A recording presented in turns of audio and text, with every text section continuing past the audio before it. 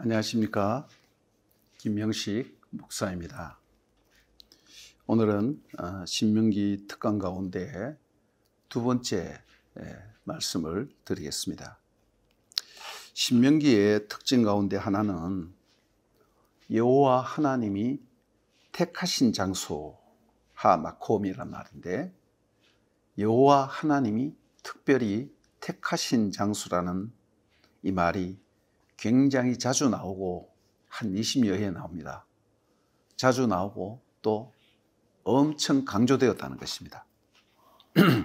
이제 이스라엘 백성들이 앞으로 가나안에 입성할 것인데, 이 가나안 땅에 들어가 가나안 땅을 차지하고 거기서 산다는 것은 축복이긴 하지만은 40년 동안 떠돌이 나그네 생활을 하다가 광야 생활을 끝내고 이제 정착 생활을 하는 것이죠. 축복이죠. 그러나 거기에는 신앙의 엄청난 위기가 뒤따를 것이기 때문입니다. 광야 40년 동안은 많은 어려움이 있었습니다. 고난이 있었죠. 정착하지 못하고 물도 없고 먹을 것도 없고 정말 사람 살 곳이 못 되는 곳입니다. 그러나 신앙적으로는 항상 성막이 그 가운데 있고 구름 기둥과 불 기둥이 그들을 인도했고, 성막을 중심으로 해서 12지파가 세 지파씩 동서남북으로 뱅둘러 진을 치고 그렇게 하나님 중심으로 살았습니다. 구조가 그렇게 돼 있어요. 그러나 이제 가나안 땅에 들어가면 그들은 지파별로 흩어져서 자기 땅에 정착해서 살게 될 것입니다. 편안하긴 하지만은 거기에는 이미 살고 있던 가나안 족속들의 사신 우상이 엄청 많은 거예요. 이 사신 우상에 물들지 않기 위해서는 그 우상들을 모조리 깨뜨리고 진멸시켜야만 하는 것입니다. 그렇지 않으면 그들이 올무에 걸려서 넘어질 위험이 아주 많습니다. 그래서 모세는 그 설교 가운데 진멸하라는 이 단어를 굉장히 많이 쓰고 있어요. 이건 뭡니까? 가나안 백성들을 어린아이에서 어른들까지 씨도 남기지 말고 다 죽여라. 하나님이 이 말씀을 보면서 하나님을 믿지 않는 사람들이 하나님이 아주 잔인한 하나님이다 이렇게 생각하는 사람들도 있어요. 그들이 하나님을 믿지 않으니까 이해는 가지만은, 여러분 10계명 가운데 첫째 계명이 뭡니까? 나 외에 다른 신을 섬기지 말라. 하나님이 시내산 불꽃 가운데 천둥과 지진과 구름 가운데 강력하게 임할 때 불꽃이나 지진이나 천둥이나 번개나 그 모든 것은 하나님이 임재하는 현상이었지 하나님의 자신의 모습은 보이지 않았어요. 그래서 그들이 무서워 떨었습니다. 그리고 하나님 자신도 모세가 주여 주의 영광을 내게 보여주시옵소서 할 때 아마 그 말이 주의 모습을 내게 보여달라는 그런 뜻이겠죠. 그때 하나님, 너가 내 얼굴을 직접 보면 살아남지 못한다.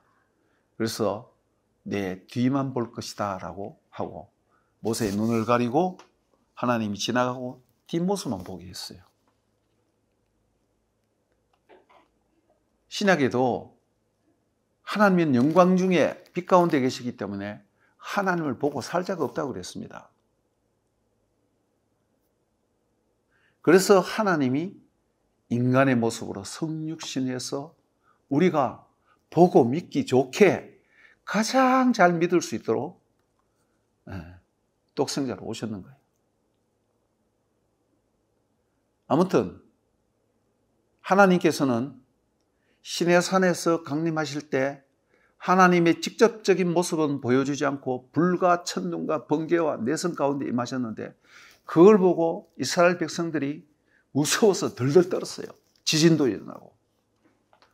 하나님이 무슨 말씀을 하느냐 하면 이스라엘이 우리 무서워서 도저히 못 살겠습니다. 모세 당신이 가서 하나님께 만나서 얘기하면 하나님 당신에게 말씀하면 우리가 당신 말 듣겠습니다. 이렇게 해서 하나님과 이스라엘 백성 사이에 중보자가 생겼거든요. 중개자가. 그걸 하나님이 좋게 여겼습니다. 너희들 말도 일리가 있다. 그런데 너희들이 항상 이렇게 나를 경외하고 두려워하며 내가 너희들에게 아무 모습도 보여주지 않았기 때문에 너희들도 어떤 형상, 하늘에 있는 형상이라든가 물속에 있는 형상이라든가 땅 위에 있는 형상이라든가 어떤 상상해서 만든 형상이라든가 어떤 형상도 만들지 말라. 그 우상을 만들지 말라고 그렇게 말씀하셨는 거예요. 왜냐하면 우상을 만드는 그 순간 하나님의 본질이 왜곡되기 때문이야. 그렇게 해서 하나님께서는 이 광야 40년 동안 많은 어려움과 고난이 있었지만은 그들은 항상 하나님의 성막과 구름 기둥과 불 기둥 가운데 그들은 어떤 면에서는 신앙적인 보호를 받았는 거죠. 그러나 이제 가나안 땅에 들어가면 지파별로 흩어져 자기 땅에 정착해서 살게 됩니다. 엄청 편안하죠. 그러나 거기에는 가나안 족속이 이미 섬기던 사신 우상이 차고 넘치며 그 우상들이 그들의 올무가 되어서 걸려 넘어질 수 있기 때문에 이스라엘 백성들은 이 우상을 완전히 깨뜨리고 우상을 섬기는 사람들을 씨도 말리지 않고 그냥 다 진멸하라고 그랬어요. 그래서 하나님이 가나안 족속들을 다 진멸하라고 말씀하시는 것입니다. 하나님이 임재하시는 하나님의 중심인 성소, 광야에서는 시스템과 구조가 그렇게 되어 있어요. 하나님의 성막이 중간에 있고 12지파가 동서남북으로 각 3지파씩 이렇게 그 중심에 하나님을 두고 행진하게 되어 있습니다. 그러나 가나안 땅에 들어가면 그들이 각자 삶을 살아야 된단 말입니다. 그때 어떻게 할 것인가? 너희들은 하나님이 인자하는 하나님의 중심 성소를 자주 찾아가라. 게을리하지 말고 이 말을 소홀히 여기지 말라라고 말씀하고 있습니다. 그래서 12장부터 민수기 12장부터 제가 하나씩 찾아서 읽겠습니다. 12장 1절 내 조상의 하나님 여호와께서 내게 주셔서 차지하게 하신 땅에서 너희가 평생에 지켜 행할 규례와 법도는 이러하니라. 너희가 쫓아낼 민족들이 그들의 신을 섬기는 곳은 높은 산이든지 작은 산이든지 푸른 나무 아래든지를 막론하고 그 모든 것을 너희가 마땅히 파멸하며 그 제단을 헐며 주상을 깨뜨리며 아세라상을 불사르고 또 그 조각한 신상을 찍어 그 이름을 그곳에서 멸하라. 너희 하나님 여호와께서는 너희가 그처럼 행하지 말고 그들처럼 행하지 말고 자 5절에 오직 너희 하나님 여호와께서 자기 이름을 두시려고 너희 모든 지파 중에서 택하신 곳인 그 계실 곳으로 찾아 나가서 예배드리라는 것이죠.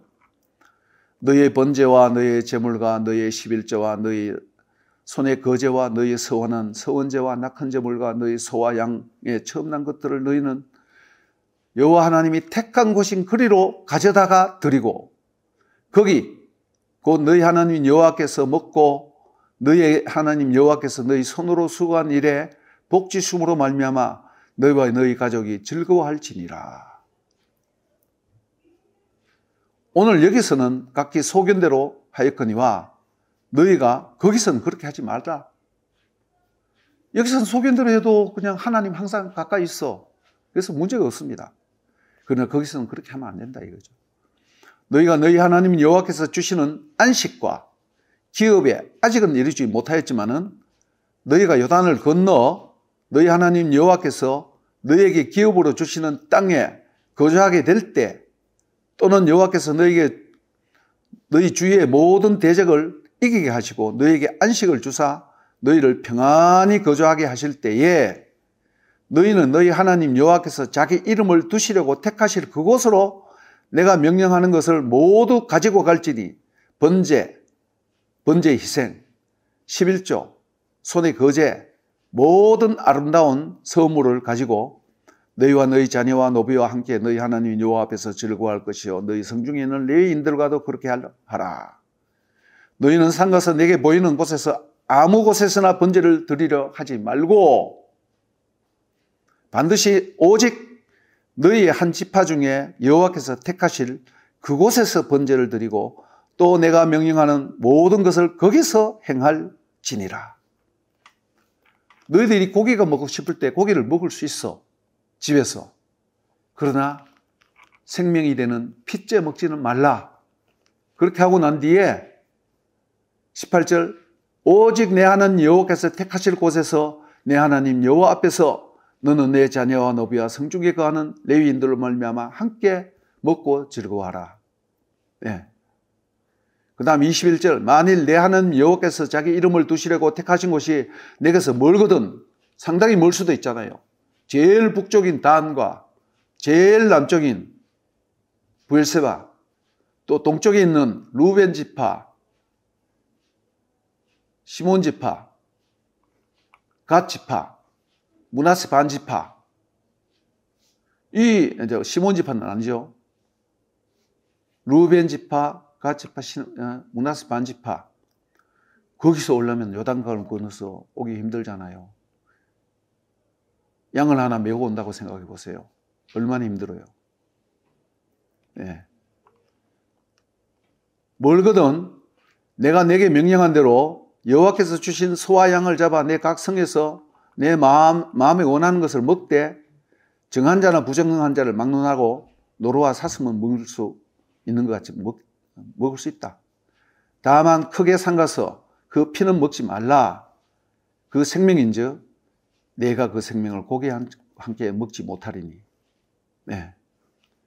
그 다음 26절, 오직 내 성물과 선물을 여호와께서 택하신 곳으로 가져가라. 네. 계속 여러 번 반복해서 내 하나님 여호와께서 택하신 장소에 대해서 얘기하고 있습니다. 그리고 12장 마지막 절에 내가 너희에게 명령하는 이 모든 말을 너희는 지켜 행하고 그것에 가감하지 말지니라. 가감하지 말라. 이거 어디서 많이 들어봤는 거죠. 계시록 마지막에 이 모든 말씀을 가감하지 말라 그랬어요. 네. 그 다음 14장 1절에서 3절을 한번 보겠습니다. 너희는 너희 하나님 여호와의 자녀이니, 너희가 하나님 여호와의 자녀다. 또 너는 내 하나님 여호와의 성민이라. 그렇기 때문에 너는 가증한 것은 무엇이든지 먹지 말라. 음식물까지 규제하는 거예요. 이 음식물을 무엇을 규제하고 안 하느냐 하는 그것은 여러 가지 논란이 있는데 그건 생략하고, 어찌됐든 간에 먹는 것, 매일매일 먹는 것도 하나님이 정해서 줬다 이 말입니다. 그만큼 철저하게 하나님이 그들의 삶을 가이드하는 거예요. 그 다음 21절에 너희는 너희 하나님 여호와의 성민이라. 하여튼 정체성을 계속 반복해서 얘기하는 것입니다. 그렇기 때문에 너희는 마땅히 매년 토지 소산의 11조를 드릴 것이며 내 하나님 여호와 앞 곧 여호와께서 그 이름을 두시려고 택하신 곳에서 내 곡식과 포도주와 기름의 11조를 먹으며 내 소와 양의 처음 난 것을 먹고 여호와를 경외하기를 항상 배울 것이라. 네. 그러나 내 하나님 여호와께서 자기 이름을 두시려고 택하신 곳이 내게 너무 멀고 어려우면 그것을 돈으로 바꾸어 가서 그렇게 할 수 있다.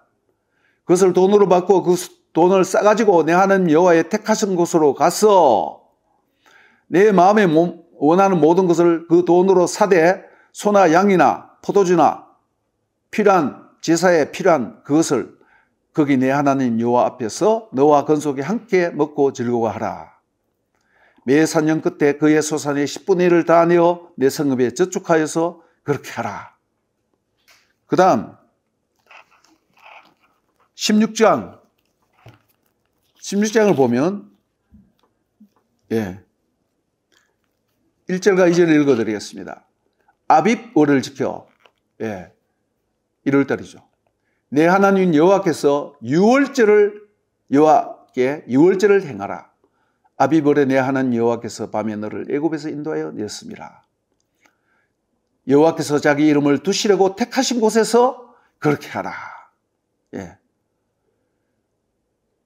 오직 6절에 오직 내 하나님 여호와께서 자기 이름을 두시려고 택하신 곳에서 애굽에 나오던 시각 곧 초저녁에부터 무교병을 먹는데 내 하나님 여호와께서 택하신 곳에서 그 고기를 구워 먹고 아침에 내 장막으로 돌아갈 것이다.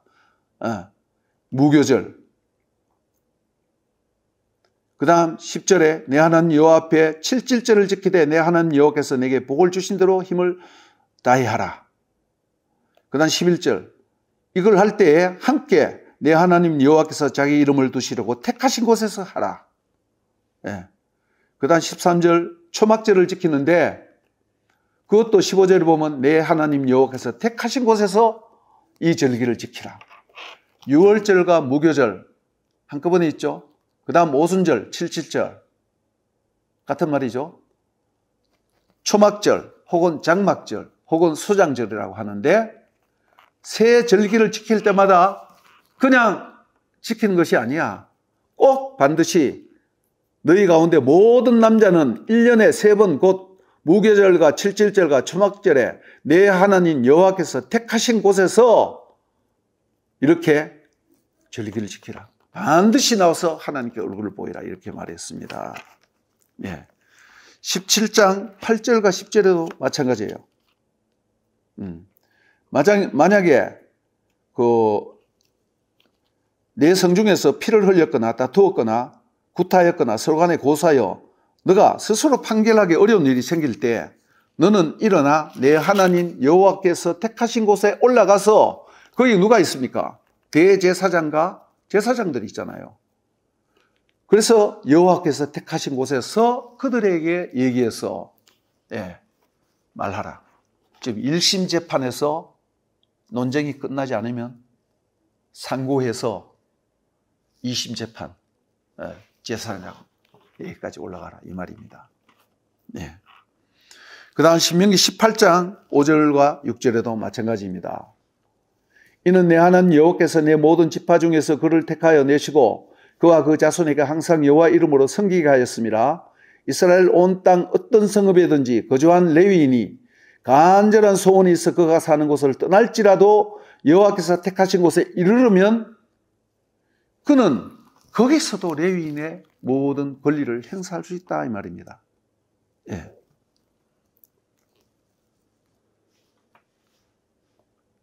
그래서 항상 여호와 하나님이 택하신 곳에서라는 말을 강조하고 있습니다.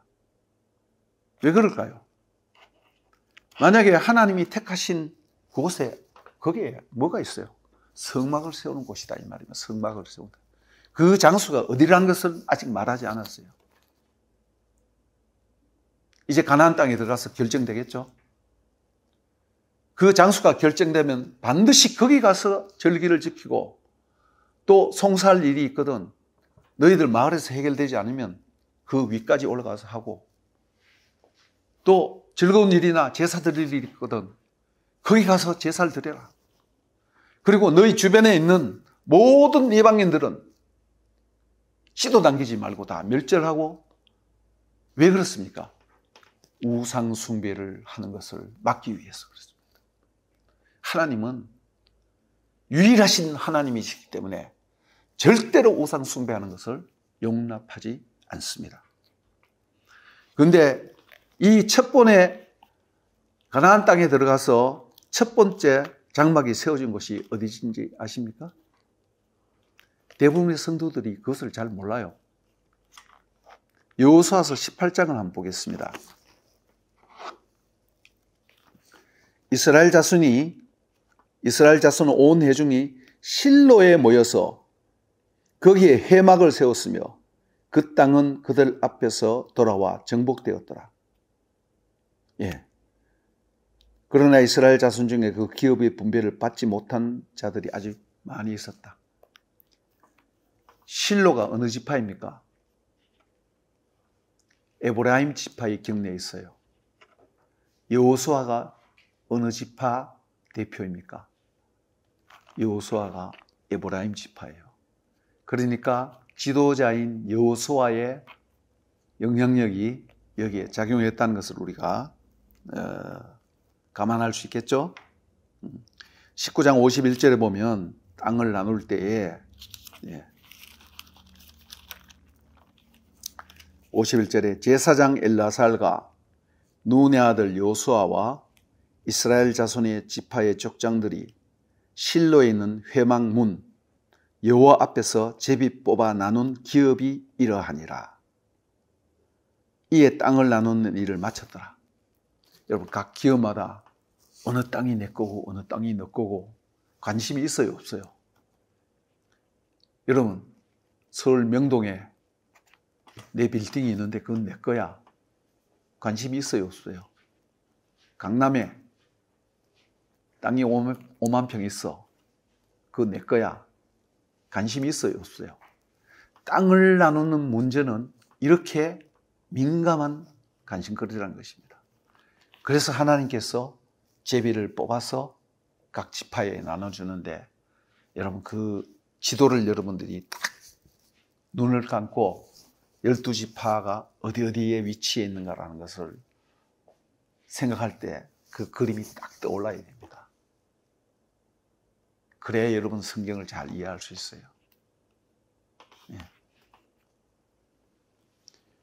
21장 2절도 한번 보겠습니다.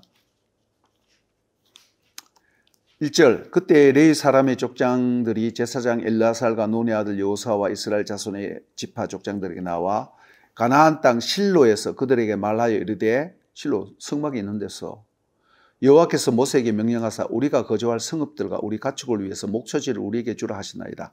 레위 지파에게 그들의 가축을 보존하고 먹이기 위해서 따로 그 지파마다 레위 지파 몫을 주라고 했습니다. 이것도 하나님 앞에서 해결하는 거예요. 예, 성막에서 해결하는 거예요. 하나님 앞에서 코람데오. 그 다음 이 실로의 성막이 나오는 것이 뭐냐면 어디에 있느냐면 사무엘상 1장에 나옵니다. 1장 1절, 에브라임 산지 라마 다임 소빔에 에브라임 사람 엘가나라는 사람이 있었는데, 사무엘의 아버지죠. 부인이 둘이었어. 브닌나와 한나. 그 유명한 한나가 여기 나옵니다. 근데 3절에 이 사람이 매년 자기 성읍에서 나와서 실로에 올라가서 만군의 여호와께 예배하며 제사를 드렸는데 엘리의 두 아들 홈리와 비나스가 그 제사장으로 섬기고 있었다. 예. (24절도) 한번 보겠습니다. 이제 한나가 아들을 낳았어요. 저절된 후에 그를 데리고 올라갈 새 숫소 3마리와 엄청 많죠. 부자였단 말입니다. 그 부자라고 많이 드리는 게 아니에요. 그러니까 한나가 얼마나 신앙이 좋았는가 알 수 있어요. 밀가루 한 에바와 포도주 한 가죽 부대를 가지고 실로 여호와의 집에 나갔는데 아이가 아직 어리더라. 여러분, 화장실 갈 때는 바쁘지만은 볼일 다 보고 난 뒤에는 내가 언제 그랬느냐 그렇게 할 수도 있죠. 한나는 자기 아들이 얼마나 귀중한 아들입니까? 아직 어린애 이제 젖대고 난 뒤에 착한 이런 애를 데리고 하나님께 바치는 것입니다. 2장 11절부터 보겠습니다. 엘가나는 라마의 자기 집으로 돌아가고 그 아이는 제사장 엘리 앞에서 여호와를 섬기더라. 요만한 애가 이제 엘리 제사장의 조수가 되어서 이제 섬기는 것을 배우는 거예요. 2장 18절 사무엘은 어렸을 때에 세마포 에봇을 입고 여호와 앞에서 섬겼더라. 3장 19절에서 21절 사무엘이 자라매 여호와께서 그와 함께 계셔서 그의 말이 하나도 땅에 떨어지지 않게 하시니 단에서 부엘세바까지 온 이스라엘이 사무엘은 여호와의 선지자로 세우심을 입은 줄 알았더라. 여호와께서 실로의 성막에서 다시 나타나시되 여호와께서 실로에서 여호와의 말씀으로 사무엘에게 자신을 나타내시니라. 그 다음 4장에 보면 아주 중요한 것이 나오는데요. 블레셋과 이스라엘이 전쟁을 하는데 이스라엘이 자꾸 지는 거야. 그럼 만군의 하나님 여호와의 법궤를 가져오면 우리가 이길 것이다. 그렇게 해서 법궤를 가져오죠. 그래서 혼미와 비나스도 같이 오는데 4절에 이에 백성이 실로에 사람을 보내어 그룹 사이에 계신 만군의 여호와의 언약궤를 거기서 가져왔고 엘리의 두 아들 혼미와 비나스는 하나님의 언약궤와 함께 있은지라. 언약궤가 진영에 들어올 때 온 이스라엘이 큰 소리를 외칩니다. 야, 우리가 이제 이길 수 있다. 그런데 전쟁이 났어요. 블레셋 사람들이 쳤더니 이스라엘이 패하여 각기 장막으로 도망쳤고 사륙이 심히 커서 이스라엘 보병이 엎드려 죽은 자가 10만 명이었으며 3만 명이었으며 하나님이 궤는 빼앗겼고, 야, 이거 한번 보세요. 하나님의 법궤가 원수 블레셋에게 뺏겼어요. 엘리의 두 아들 혼미와 비나스는 죽임을 당하였더라. 엘리가 기다리는데 그의 마음이 하나님이 궤로 말미암아 떨릴 즈음에 소식을 전하는 자가 대답하여 이르되 이스라엘이 블레셋 사람들 앞에 도망하였고 당신의 아들 혼미와 비나스도 죽었고 하나님이 궤를 빼앗겼습니다. 하나님이 궤를 말할 때 엘리가 충격을 받아서 의자 뒤로 넘어져서 죽었어요. 그때 그의 며느리인 비나스의 아내가 임신하여 해산때가 가까이 왔더니 하나님이 궤를 빼앗긴 것과 그의 시아버지와 남편이 죽은 소식을 듣고 갑자기 아파서 몸을 구부려 해산하고 죽어갈 때에 이르기를 영광이 이스라엘에게 떠나갔다 하고 아이 이름을 이가봇이라 하였으니 하나님의 궤가 빼앗겼고 그의 시아버지와 남편이 죽었기 때문이며 또 이르기를 하나님이 궤를 빼앗겼으므로 영광이 이스라엘에게 떠나갔다 하였습니다. 5장에 보면 하나님의 궤를 블레셋 사람이 어디에 갖다 놨습니다. 갖다 놨습니까? 아스돗. 거기에 다곤신의 신전에 갖다 놓으니까 뭐 팔이 부러지고 목이 부러지고 그들이 독종이 생기고 견디다 못해서 그들이 어떻게 했어요? 송아지가 딸린 암소 2마리에 그 수레에 싣고 그것을 베세메스 쪽으로 옮겨가잖아요. 베세메스 사람들이 골짜기에서 밀을 베다가 눈을 들어 궤를 보고 그 본 것을 기뻐하더니 수레가 베세메스 사람 여호수아의 밭에 큰 돌이 있는 곳에 이르러 선지라. 무리가 수레의 나무를 패고 그 암소들을 번제물로 여호와께 드리고 레위인은 여호와의 궤와 그 궤와 함께 있는 금 보물에 담긴 상자를 내려다가 그 돌 위에 두매 그날에 베세메스 사람이 여호와께 번제와 다른 제사를 드렸다. 그런데 베세메스 사람들이 여호와 궤를 들여다보면 안 되는데 들여다보고 죽었어요. 그래서 그 사람들이 무서워서 베세메스 사람들이 이럴 때 이 거룩하신 하나님 여호와 앞에 누가 서리요 하고 그걸 이제 다른 데로 옮기는 거야. 전령들을 기랏 여아림, 여기 유다지파 지경이에요. 기랏 여아림 주민에게 보내어 이르되 블레셋 사람들이 여호와의 궤를 도로 가져왔으니 너희가 내려와서 그것을 너희에게로 옮겨라. 기랏 여아림 사람들은 신앙이 좋아하는 것 같아요. 와서 여호와의 궤를 옮겨 산에 사는 아미나답의 집에 들여놓고 그 아들 엘리아사를 거룩하게 구별하여 여호와의 궤를 지키게 하였더니 궤가 기랏 여아림에 들어간 날부터 20년 동안 오래 있은지라. 예. 이러한 부분에 대해서 언급할 것이 있는데 사울은 말이죠. 사무엘은 블레셋과 싸우는 거 정신이 없었고 나중에 아주 어릴 때 있었 일이니까. 그 다음 사울은 왕이 되고 난 뒤에 이스라엘의 왕은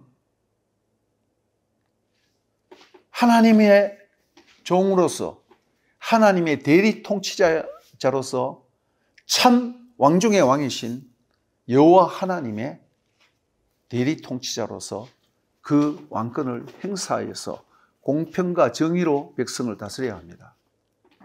그런데 사울이 왕이 된 지 40년 동안 왕 노릇했죠. 한 번도 하나님의 교회에 대한 얘기가 없습니다. 다윗은 첫 번에 유다 지파의 왕이 됐죠. 그 다음 이스라엘 12지파 전체의 왕이 되고 난 뒤에 제일 처음에 한 일이 뭐냐 하면 사무엘하 6장에 보면 법궤를 찾아서 다윗성으로 옮기는 일이에요. 그때에 그는 너무 기뻐서 춤을 췄습니다. 그것을 미갈이 보고 비웃었죠. 그 비웃음이 그냥 비웃음이 아닙니다. 골리앗이 이스라엘을 조롱하고 하나님을 모독하고 다윗을 조롱할 때 그 웃었다라는 그 말과 똑같은 말이에요. 즉 하나님이 신성을 모독했다는 그런 뜻입니다. 사울의 딸이니까 믿음이 없었겠죠. 인간의 체면만 생각했겠죠. 그 뒤로부터 다윗은 미갈이 본처잖아요. 본처가 애를 낳으면 첫 번째 왕자가 되니까 왕위 계승자가 되잖아요. 그때부터 다윗은 미갈을 접촉하지 않았습니다. 미갈이 애를 낳으면 왕자가 되면 그 왕이 신앙이 없어서 다 말아먹을 테니까. 다윗이 왕이 되고 난 뒤에 법궤부터 먼저 옮겼다는 것은, 그리고 사무엘하 7장에 그 다음 성전을 지으려고 하죠.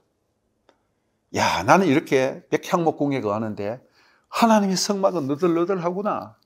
내가 하나님께 성전을 지어드려야지. 하나님이 거기에서 감동을 먹었습니다. 너가 나를 위해서 집을 짓겠느냐? 내가 너의 가문을 세워주겠다. 영원히 왕이 끊어지지 않겠다. 이 다윗 언약입니다. 여기에 대해서 시편 78편을 한번 보겠습니다.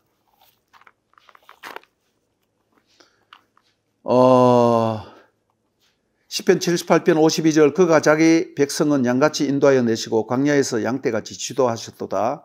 그들을 안전히 인도하시니 그들은 두려움이 없었으나 그들의 원수는 바다에 빠졌도다. 그들을 그들의 성소의 영역 곧 오른손으로 만드신 산으로 인도하시고 출애굽과 홍해바다를 걷는 것과 가나안 입성하는 걸 얘기하는 거죠. 그러나 그들은 지존하신 하나님을 시험하고 반항하여 그 명령을 지키지 아니하였으며, 뛰어넘어서 59절 하나님이 들으시고 분내어 이스라엘을 크게 미워하사 사람 가운데 세우신 장막 곧 실로의 성막을 떠나시고 그가 그의 능력을 포로들에게 넘겨주며 그의 영광을 대적의 손에 붙이고, 블레셋과의 전쟁을 얘기하는 거죠. 그가 그의 소유 때문에 분내사 그의 백성을 칼에 넘기셨으니 그 청년들은 불에 살라지고 그의 처녀들은 혼인노래를 들을 수 없었으며 청년들이 다 죽었으니까 그의 제사장들은 칼에 엎드러지고 홈리와 비나스도 죽었죠. 그의 가부들은 애국도 하지 못했다. 이가 곧 여호와의 영광이 떠났다 이렇게 했어요. 그때 주께서 잠에서 깨어난 것처럼 포도주를 마시고 고한치는 용사처럼 일어나사 그의 대적들을 쳐서 물리치시고 영원히 그들에게 욕되게 하셨도다. 또 요셉의 장막을 버리시며 에브라임 지파를 택하지 아니하시고 실로의 장막을 버렸다 이 말입니다. 오직 유다 지파와 그가 사랑하는 시온산을 택하시며 그의 성소를 산의 높음같이 영원토록 두신 땅같이 지으셨도다. 또 그의 종 다윗을 택하시되 양무 우리에서 취하시며 전양을 지키는 중에서 그들을 이끌어내사 그의 백성인 야곱 그의 소인 이스라엘을 기르게 하셨더니 이에 그가 그들을 자기의 마음에 완전함으로 기르고 그의 손에 능숙함으로 그들을 지도하였도다. 어떻게 해서 실로에서 시온산으로, 즉 에브라임 지파에서 유다 지파로 성막이 옮겨지고 성전이 다윗성에 세워졌는가라는 그 과정을 시적으로 표현하는 것입니다. 다윗이 하나님에 대해서 얼마나 열심히 특심했는가 하는 것을 시편 132편을 보면 알 수 있습니다. 한번 읽어드리겠습니다. 여호와여, 다윗을 위하여 그의 모든 겸손을 기억하소서. 그가 여호와께 맹세하여 야곱의 전능자에게 서원하기를 내가 내 장막집에 들어가지 아니하며 내 침상에 오르지 아니하고 내 눈으로 잠들게 아니하며 내 눈꺼풀로 졸게 아니하기를 여호와의 처소, 하나님이 머무시는 곳, 곧 야곱의 전능자의 성막을 발견하기까지 그렇게 하겠다. 나 잠도 자지 않고 침상에 오르지도 않고 눈도 붙이지 않겠다. 우리가 그것이 에브라다에 있다함을 들었더니 나무밭에서 기랏 예아림이라는 뜻입니다. 네. 나무밭에서 찾았도다. 우리가 그의 계신 곳으로 들어가서 그의 발등상 앞에 엎드려 예배하리로다. 여호와여, 일어나사 주의 권능의 계와 함께 평안한 곳으로 들어가소서. 이 말이 어디에 있는 겁니까? 민수기에 모세가 하나님의 성막이 머물 때에 이 기도를 했는 거예요. 이제 하나님의 성막이 여기저기 떠돌이 생활을 하지 않고 원수들이 빼앗기지 않고 이제 한 곳에 정착했다 이 말입니다. 주의 제사장들은 의의 옷을 입고 성도들은 즐거이 외칠지어다. 주의 종 다윗을 위하여 주의 기름 부음 받은 자의 얼굴을 외면하지 마옵소서. 여호와께서 다윗에게 성실히 맹세하셨으니, 다윗 언약입니다. 변하지 아니하실지라. 이르기를 내 몸의 소생을 내 왕위에 둘지라. 내 자손이 내 언약과 그들에게 교훈하는 증거를 지킬진대 그들의 후손도 영원히 내 왕위에 앉으리라. 그래서 예수님이 아브라함과 다윗 후손 예수 그리스도의 족보라. 이 다윗이 먼저 나옵니다. 다윗, 아브라함의 후손, 예수 그리스도의 족보. 여호와께서 시온을 택하시고 자기 거처를 삼고자. 하늘에 계신 하나님이, 초월하신 하나님이 어떠한 지역에 머문다. 이거 여러분들 놀랍지 않습니까? 거처를 삼고자 하여 이르시기를 이는 내가 영원히 쉴 곳이라, 안식할 곳이다. 내가 여기 거주할 것은, 거주한다는 거예요. 집 짓고 산다는 것이죠. 이를 원하였습니다. 내가 이성의 신용품에 풍족히 복을 주고 떡으로 그 비밀을 만족해 하리로다. 내가 거기서 다윗에게 뿌리 나게 할 것이야. 뿌리는 뭐야? 권능이야. 내가 내 기름 부음 받은 자를 위하여 등을 준비하였도다. 다윗 기름 부은 왕이죠. 등을 준비하였도다. 불이 꺼지지 않게 영원한 왕국을 세우겠다. 이 말을 이게 표현하고 있는 것입니다. 물론 육신의 다윗의 왕국은 586년에 망했지만 우리가 잘 알다시피 신약에서 예수님을 누구라 했습니까? 아브라함과 다윗의 자손, 예수 그리스도 이렇게 말씀하셨습니다. 이 뒤로도 이 성막과 관련된 얘기가 굉장히 길게 많이 있기 때문에 오늘은 여기까지만 하겠습니다. 감사합니다. 구독, 좋아요 한번 해주시면 좋겠습니다. 이렇게 이렇게 했어요. 그런 거 잘못하는데 강요받는 것 같습니다. 이렇게 구독, 좋아요. 이게 완전히 강요입니다. 강요. 네. 한번 구독, 좋아요 해야지. 구독, 좋아요. 감사합니다.